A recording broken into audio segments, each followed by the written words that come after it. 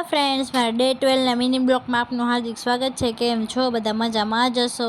બપોરનો ટાઈમ છે એટલે મમ્મી તો રસોઈ કરતી હતી। આપણે થોડીક વાર આરામ કરીને બહાર આવીને જોયું તો આ બધા તો ક્રિકેટ રમતા હતા।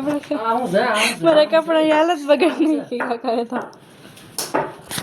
સમજો આ તો એક આ બે હરખા રમતા જ નથી અને આ કઈ બોલ નાખે નાખ થાય છે। અમારો છોટો વેટિંગમાં રમવા માટે બેસી ગયો તો થોડીક રીલ્સ બનાવી દે આપણે રેડી થઈ ગયા હતા। પછી મમ્મી આઈસ્ક્રીમ લઈ દીધા, આપણે આઈસ્ક્રીમ પણ ખાઈ લીધી। આપણે થોડીક એસ્થેટિક રીલ્સ બનાવી દે એટલે આપણે પહોંચી ગયા હતા ટેરેસ ઉપર। હું ને મમ્મી રેડી થઈ ગયા હતા બજારમાં જવા માટે। પછી તમે બજારમાં જઈને જોયું તો બહુ જ ગળદી હતી। મેં કીધું બાપા રે, આપણે જે ઓલું તોરણ લીધું હતું એ બદલાવાનું હતું એટલે આપણે બદલાઈ નાખ્યું। પછી તો બહાર જઈને જોયું તો બહુ જ ગળદી હતી। પછી આપણે ઘરે આવીને જોયું તો કાકા તૈયાર થતા હતા। આપણો નાનો ભાઈ જીયાસને પણ આપણે થોડીક વાર રમાડી લીધો।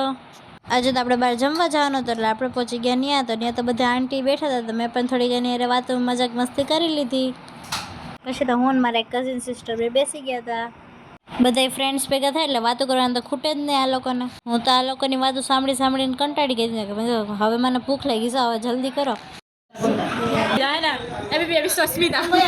જો ના 24 કલાક ન્યૂઝ તમે જોઈ શકો। જોવાવાળા ટીવીમાં બધા જોવાવાળા હાઈ કરી દો એકવાર। રામ રામ। પછી તો ફાઇનલી અમે બધા બેસી ગયા હતા જમવા।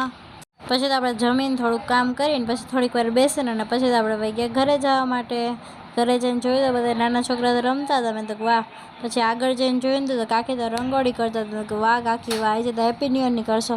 પછી તો છોકરાઓ કે હાલ આપણે બેટ બોલ રમી। પછી તો મેં એના વિડીયો ઉતારી લીધો। પછી તો મેં મલ્હારે થોડીક મસ્તી કરી લીધી। પછી તો અમે લોકો થઈ ગયા હતા રેડી કેમ કે અમારે જવાનું હતું ઉપર ફટાકડા ફોડવા। પછી તો છોકરાઓને ડાન્સ કરવા માંડ્યા કેમ કે હવે આપણે ફોડવાના હતા ફટાકડા, કેમ કે આપણે જે તો સ્કાય બોમ્બ જ ફોડવાના હતા। પછી તમે સ્કાય બોમ્બ ફોડવાનું સ્ટાર્ટ કરી દીધું। આ વિડીયો આપણે પૂરો કરી છે। ગમે લાઈક શેર અને સબસ્ક્રાઈબ કરવાનું ભૂલતા નહીં। જય શ્રી કૃષ્ણ, હર હર મહાદેવ।